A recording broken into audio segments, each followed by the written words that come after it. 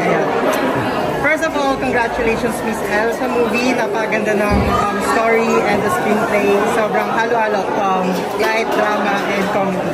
So how does it feel po na sobrang ganda nung naging reception ng mga tao sa loob? Daming kinilig, madaming umiyak. Oh my gosh, napaka-fulfill.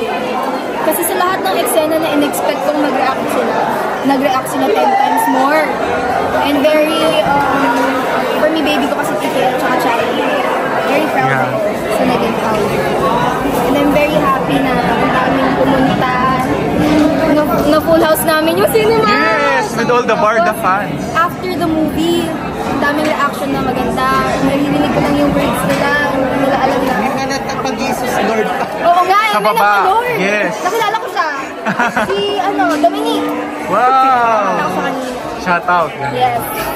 When you conceptualize the film, nasabi mo naman sa MediaCon na sila na yung parang nasa isip nyo, Yes. hindi ba? And then ngayon came to life na dahil i-release na o mapapanood na sa July 10.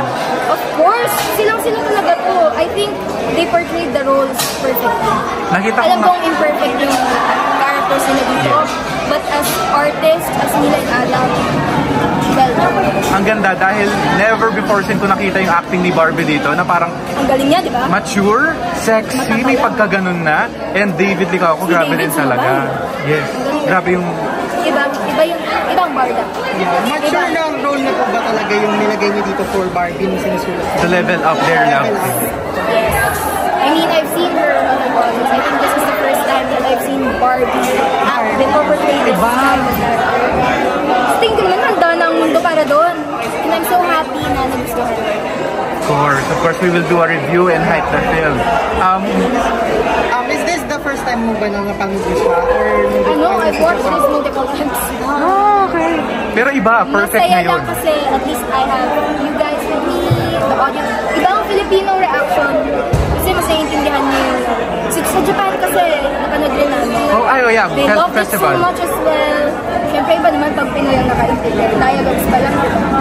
And ako kasi ako po, nung nabanggit niyo po ng media ko, nung sinusulat niyo po itong story na That Kind of Love, Barda na po agad yung nasa isip niyo. And nakilala po yung Barda sa teleserye nila, Maria Clara at Ibarra.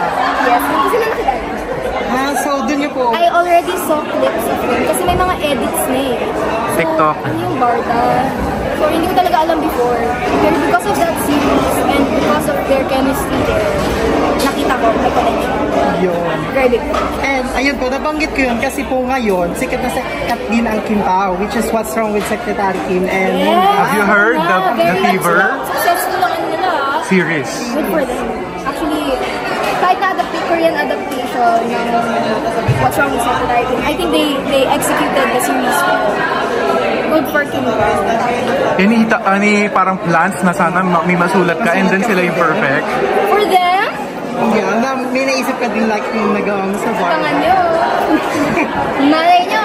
You never know. Pero I'm very open for all artists, lalo na kapag Filipinos. Kasi yun naman ang go-to. For the Filipino films, to be celebrated, be supported, and mabalik natin yung pagmamahal natin sa pelikula. Can I just say na yung romantic comedy talagang napakita talaga ng That Kind of Love? Thank you. Grabe. Talaga sana, we'll do our best para sana mag-box Ay, thank office. you po. We'll promote it and make a movie review on our... Salamat. Deserve na deserve. Ay, thank you. Invite na lang everyone. Yes, hi everybody. I'm Elle. I'm the creative producer and writer of That Kind of Love. Showing in cinemas July 10 na po. Supportahan po natin ang pelikulang Pinoy. Maraming salamat. Thank you, Miss